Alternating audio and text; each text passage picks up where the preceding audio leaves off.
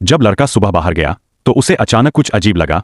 जो कभी जल्दी नहीं उठता था, अनगिनत कौवे सड़क पर समूहों में घूम रहे थे, पूरा स्थान वहां था।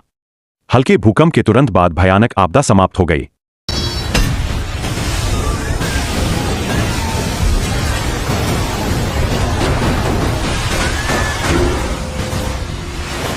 बिना किसी चेतावनी के आई सुनामी के बाद दृश्य भयानक था। जो बचे हुए थे वे सभी जीवित बचे थे बाहर निकले और दूसरी मंजिल की अलमारियों पर चढ़ गए।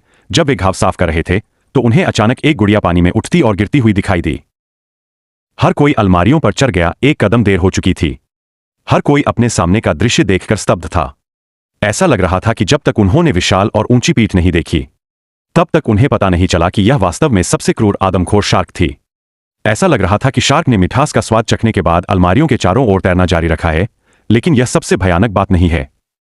पूरा सुपरमार्केट फिर से हिल गया, लंबवत गिरा और पानी पर लटक गया 0.1।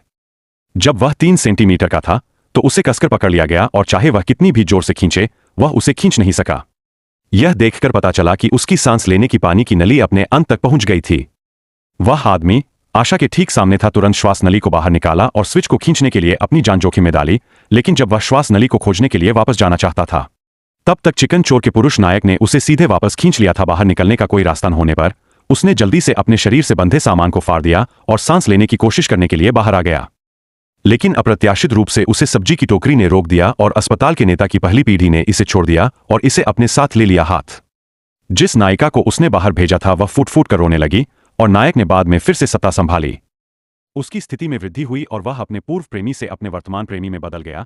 हालांकि सभी लोग सफलतापूर्वक बच गए, लेकिन बढ़ते जल स्तर और कभी कभार होने वाले कंपन अभी भी याद दिलाते हैं हर किसी को जल्द से जल्द खुद को बचाने के तरीके के बारे में सोचना चाहिए। पुरुष नायक ने देखा कि उनके ऊपर एक वेंटिलेशन डक्ट था, जो सुपरमार्केट में फंसने का सबसे बड़ा फायदा हो सकता है। उपकरणों की कोई कमी नहीं है। उन्होंने एक रस्सी ढूंढी और उसे उस पर लटका दिया और लापरवाही से बैठ गए।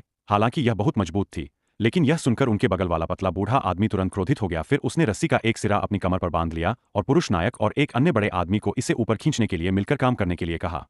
लेकिन वह अभी वेंटिलेशन पर चढ़ गया था। जैसे ही मैंने अपना मुंह खोला मैंने कुछ भयानक देखा। यह सिर्फ मुर्गियों और विशाल केकड़ों का एक समूह निकला। जैसे ही मैं शांत होने वाला था कुछ भयानक हुआ।